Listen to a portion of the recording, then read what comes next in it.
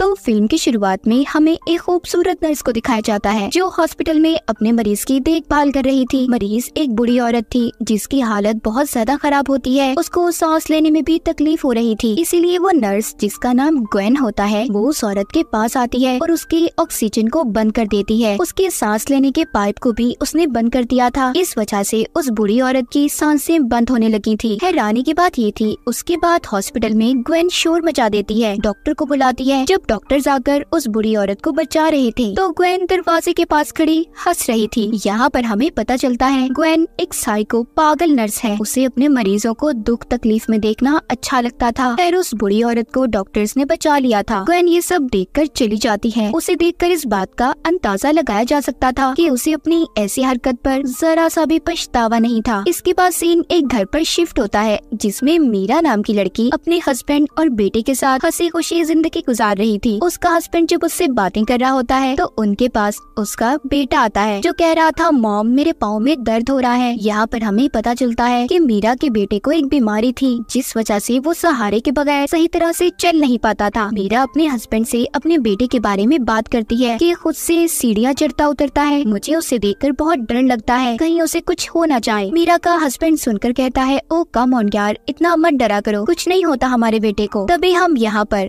मीरा के घर में ग्वेन साइको नर्स को देखते हैं जिसे मीरा ने अपने बेटे की देखभाल के लिए रखा था। यहाँ पर ग्वेन फैमिली मेंबर की तरह मीरा के घर में रहा करती थी। अब ये चारों मिलकर नाश्ता करते हैं। नाश्ते के दौरान मीरा के बेटे ने अपनी स्ट्रेचेस में साकिया को नीचे गिरा दिया था जिसका सहारा लेकर वो चला करता था। ग्वेन उसे वो उठा कर देती है, मगर जैसे हम जानते हैं वो सही काम थोड़ी कर सकती है। उसने उसके पेंच को ढीला कर दिया था ताकि मीरा का बेटा जब उन्हें लेकर चले तो वो नीचे गिर जाए। ग्वेन ये सब अपने मजे के लिए क्या करती थी, जैसा कि हमने कहानी के शुरू में भी देखा था। फिर इसके बाद मीरा का हस्बैंड ऑफिस जाने के लिए तैयार था। वो मीरा के पास खड़ा होता है। उन्हें इतना करीब देखकर ग्वेन मीरा से जेलस हो रही थी क्योंकि वो मीरा के हस्बैंड को पसंद करने लगी थी। मीरा के हस्बैंड के जाने के बाद उसकी दोस्त घर पर आती है जो मीरा से बैठी बातें कर रही थी। तभी ग्वेन मीरा के बेटे के साथ खेलने के बहाने उनकी बातें सुनने लगी थी। मीरा की दोस्त उससे कह रही थी मीरा तुम्हें अपने बेटे के लिए किसी और नर्स को रखना होगा, मुझे लगता है तुम्हारा बेटा और हस्बैंड ग्वेन को कुछ ज्यादा ही पसंद करने लगे हैं। मीरा अपनी दोस्त को कहती है नहीं ऐसी बात नहीं है, तुम ज्यादा ही सोच रही हो। इसी दौरान मीरा को अपने बेटे की आवाज आती है जो बैसाखियों के टूटने की वजह से नीचे गिर गया था। जैसा कि हमें तो पता है ये सब ग्वेन ने किया था। वो अपने बेटे के गिरने की वजह से ग्वेन को बहुत डांटती है क्योंकि उसे ऐसा लग रहा था कि उसने ही उसके बेटे का सही से ख्याल नहीं रखा। उसका बेटा मीरा से कहता है नहीं मॉम ये ग्वेन की वजह से नहीं हुआ, इसमें सारी मेरी गलती थी। मीरा डॉक्टर को कॉल करती है और उसने अपने बेटे के लिए नई बैसाखियों को मंगवा लिया था। रात को वो ग्वेन से भी माफी मांगती है कि वो उस पर बिना वजह चिल्लाई। ग्वेन कहती है नहीं इसमें तुम्हारी कोई गलती नहीं है, मैं समझ सकती हूँ तुम एक माँ हो और माँ अपने बच्चे के लिए बहुत फिक्रमंद होती है। और हालांकि हम तो जानते हैं ये सब कुछ ग्वेन ने किया था। इसके बाद वो मीरा के लिए एक चाय बनाती है जो शायद आराम के लिए थी। हम मीरा को देखते हैं जो उस सोसाइटी को ज्वाइन करती है जिसमें उसके बेटे जैसे लोग थे। उन सबको ऐसी ही बीमारी थी। मीरा उन्हें बताती रोने लगती है, कहती है मुझे बहुत बुरा लगता है, मेरा बेटा आम बच्चों की तरह खेल नहीं पाता। सब सुनकर कहती है हम समझ सकते हैं क्योंकि हम भी इस बीमारी में कई बरसों से जी रहे हैं। इसके बाद वो घर पर आती है। ग्वेन उसे चाय देती है जो उसने उसके लिए बनाई थी। मीरा चाय पीते ही सो गई थी। कुछ देर के बाद डॉक्टर घर पर आती है। जब मीरा सो रही थी तो वो उसके बेटे की स्ट्रेचेस बैसाखियां लेकर आती हैं। जब वो डॉक्टर मीरा के बेटे को देने जा रही थी तो ग्वेन ने उन्हें रोक लिया था और कहती है आप जाएं, मैं इसे दे दूंगी। जाते हुए डॉक्टर कहती है मैं शायद तुम्हें जानती हूँ, मैंने तुम्हें कहीं देखा है। साथ ही वो ये भी कहती है मुझे जैसे ही याद आएगा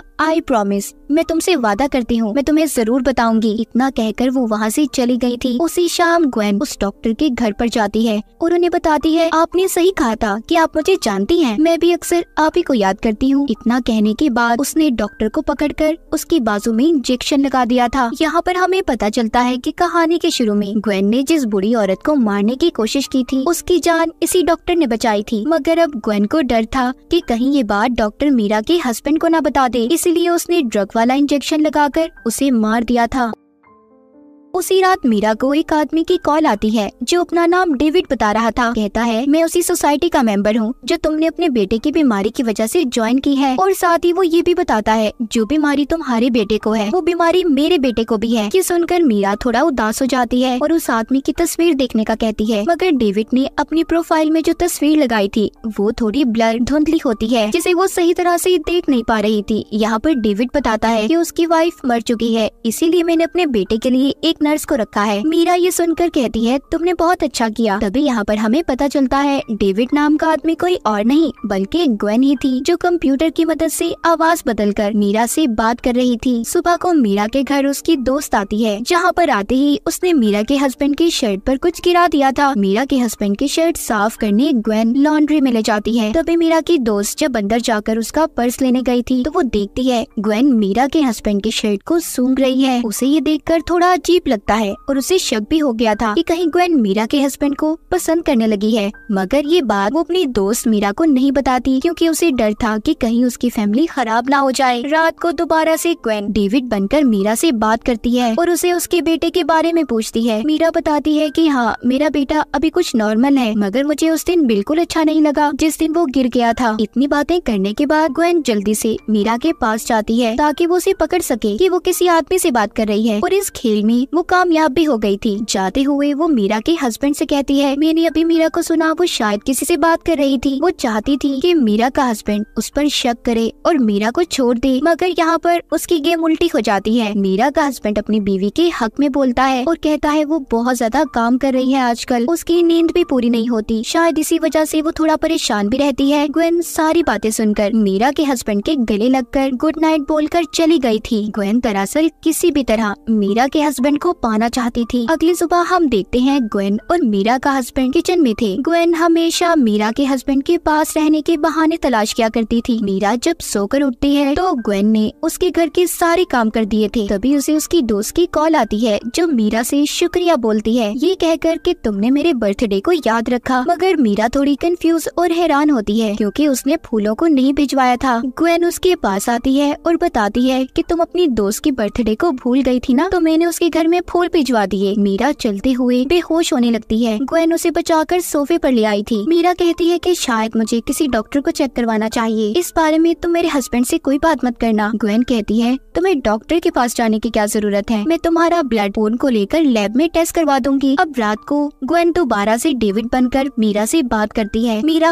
उसे अपनी परेशानियों के बारे में बताती है। तभी यहाँ पर उसका हस्बैंड और बेटा आ गए थे, जिन्हें देखकर मीरा कॉल को कट कर देती है। मीरा अपने बेटे को कमरे में ले जाना चाहती थी, मगर तभी उसे सब कुछ धुंधला दिखाई देने लगता है और वो सोफे पर ही सो जाती है। तभी उसे मैसेज आता है, डेविड एक फ्रॉड है। सुबह को जब मीरा का हस्बैंड उसके पास आता है तो वो उसके फोन पर मैसेज देखता है। उसे कुछ समझ नहीं आती कि डेविड कौन है और मीरा क्यों उससे बातें करती है। वहीं पर उसका बेटा भी इस बात को सोचता है कि उसकी मॉम इतना ज्यादा क्यों सो रही है। ग्वेन मीरा के घर के सारे काम क्या करती थी, फिर भी मीरा उसे गलत समझती थी, इसीलिए अब वो ग्वेन से माफी मांगती है। ग्वेन को अब ये लगने लगा था सभी उसे पसंद करते हैं। तभी मीरा के पास उसी आदमी का फिर से मैसेज आता है कि डेविड फ्रॉड है, जिसे पास बैठी ग्वेन ने भी पढ़ लिया था। मीरा किसी तरह खुद को ऑफिस जाने के लिए तैयार करती है और ऑफिस आ गई थी। वो अपनी दोस्त से मिलकर उसे बताती है कि मेरी ब्लड रिपोर्ट्स बिल्कुल ठीक आई हैं और ग्वेन ने सही कहा था, मुझे सिर्फ आराम की जरूरत है। उसकी दोस्त कहती है, तुमसे एक बात कहूँ मैं, उस डॉक्टर को दिखाओ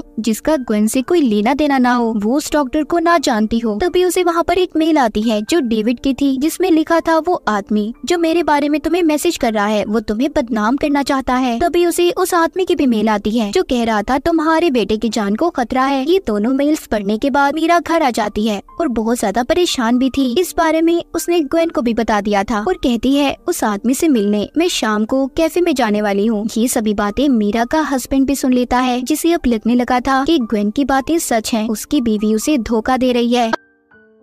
अगली सुबह मीरा उस आदमी से मिलने एक कैफे में जाती है जो असल में डेविड था। वो बताता है, मेरा नाम डेविड है और मेरी कभी भी तुमसे कोई बात नहीं हुई। वो ये भी कहता है कि मेरी बीवी को ब्लड कैंसर था। उसे एक दिन एक आदमी की कॉल आई जो उससे बातें किया करता था। उसने उसे डॉक्टर के पास जाने से मना किया, जिस वजह से मेरी बीवी उसकी सारी बातें मानने लगी और इसी वजह से उसकी मौत हो गई। वो उसे उस आदमी की तस्वीर भी दिखाता है। तभी मीरा को पता चलता है कि ये तस्वीर तो उसी आदमी की है जो अब तक मीरा से डेविड बनकर बातें कर रहा था, लेकिन अभी भी मीरा को ग्वेन पर कोई शक नहीं हुआ था। तभी बाहर हम उसके हस्बैंड को देखते हैं जो मीरा का पीछा करता यहाँ तक आया था। वो अपनी बीवी को डेविड से गले मिलते हुए भी देखता है, जिससे उसे यकीन हो जाता है कि मीरा सच में उसे धोखा दे रही है। उधर घर में मीरा की दोस्त आई थी जो उसे उसका बैग देने आती है। ग्वेन घर पर उसके बैग को ले लेती है। तभी मीरा की दोस्त ग्वेन से कहती है कि मैं जानती हूँ तुम मीरा के हस्बैंड को पसंद करती हो। मैंने उस दिन तुम्हें शर्ट सूंघते हुए देख लिया था। मीरा की फैमिली से दूर रहो। अगर तुमने उन्हें जरा सा भी नुकसान पहुँचाने की कोशिश की तो मुझसे बुरा कोई नहीं होगा। इतना कहकर वो जब वहाँ से जाने वाली थी तो ग्वेन पीछे से एक बड़े से गुलदान से उस पर हमला कर देती है और बेहोश करके उसे गाड़ी में बिठाकर एक सुनसान जगह पर ले गई थी। उसे मारने के लिए उसने उसे भी ड्रग वाला इंजेक्शन लगा दिया था और फिर वहीं पर छोड़कर जब वो घर आती है तो मीरा को देखती है जो खाना बना रही थी। ग्वेन बातों में उसे लगाकर उस चाकू को चुरा लेती है जिससे मीरा सब्जियां काट रही थी। उस पर उसकी उंगलियों के निशान थे। उसे लेकर अब वो डेविड के घर चली जाती है और यहाँ पर हमें पता चलता है कि ग्वेन पहले डेविड की बीवी की नर्स रह चुकी थी और उसी ने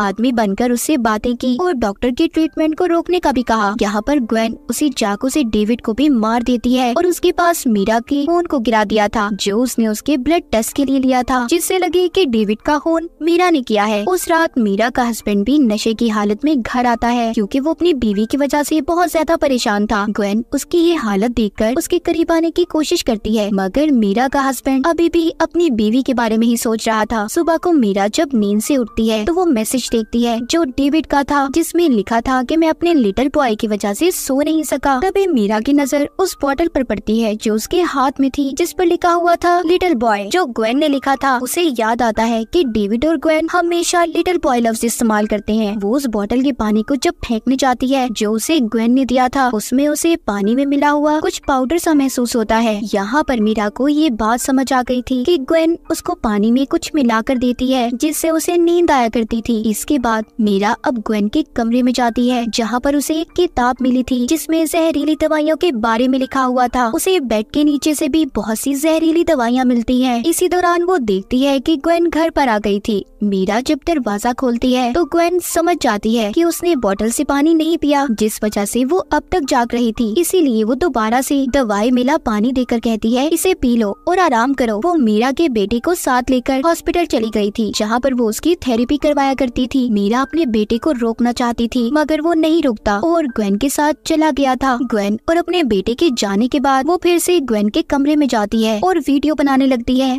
जिसमें वो ग्वेन के सारे कारनामों के बारे में बता रही थी। साथ ही उसने अपने हस्बैंड को भी कॉल करके इस बारे में बता दिया था और ग्वेन की रिपोर्ट करने पुलिस स्टेशन जाने लगती है। लेकिन तभी ग्वेन घर पर आ गई थी। उसे पता चल चुका था कि मीरा को उसके बारे में सब पता चल गया है। वो जब घर आती है तो मीरा का बेटा उसके साथ नहीं था। मीरा उसे अपने बेटे के पास चलने का कहती है। रास्ते में जाते हुए ग्वेन मीरा को बताती है कि तुम जानती हो मैंने इतने साल नर्स का काम किया है, मुझे आज तक कभी भी किसी ने फैमिली मेंबर की तरह नहीं रखा। जैसे तुमने मुझे अपने घर में जगह दी तो तुम फिक्र नहीं करो, मैं तुम्हें मारकर तुम्हारी जगह ले लूंगी और एक अपनी नई फैमिली बनाऊंगी। ग्वेन ऐसा इसलिए कह रही थी क्योंकि वो मीरा के हस्बैंड को पसंद करती थी। दूसरी तरफ मीरा का हस्बैंड भी घर पर आ जाता है। उसे जब मीरा घर पर नहीं मिलती तो उसे उसका फोन मिलता है जिसमें वो उसकी रिकॉर्ड की गई वीडियो देखता है, जिससे उसे भी ग्वेन की असलियत का पता चल गया था। उधर दूसरी साइड पर मीरा को लेकर ग्वेन अपने घर आ गई थी जहाँ पर वो उसे बताती है मैंने डॉक्टर तुम्हारी दोस्त और डेविड को मार दिया है, अब तुम्हारी बारी है। ये सुनकर मीरा को अपने बेटे की फिक्र होने लगी थी। वो अपने बेटे को ग्वेन के घर पर ढूंढने लगती है। वो कहती है तुम्हारा बेटा तो अभी क्लिनिक में है, मैं तो यहाँ पर तुम्हें मारने आई हूँ और मैंने उस चाकू से डेविड को मारा है जिस पर तुम्हारी उंगलियों के निशान है। पुलिस तुम्हें कातिल समझेगी और तुमसे तुम्हारा बेटा और हस्बैंड नफरत करेंगे। तभी मीरा जब यहाँ से भागने लगती है तो ग्वेन ने उसे पकड़ लिया था और उसका गला दबाकर उसे मारने की कोशिश कर रही थी। मीरा किसी तरह से एक बर्तन उठाकर ग्वेन के सर पर देकर मारती है जिससे वो जख्मी हो गई थी और बेहोश भी हो जाती है और जिसके बाद मीरा फौरन से अपने घर की तरफ निकल गई थी। कहानी के आखिर में हमें मीरा,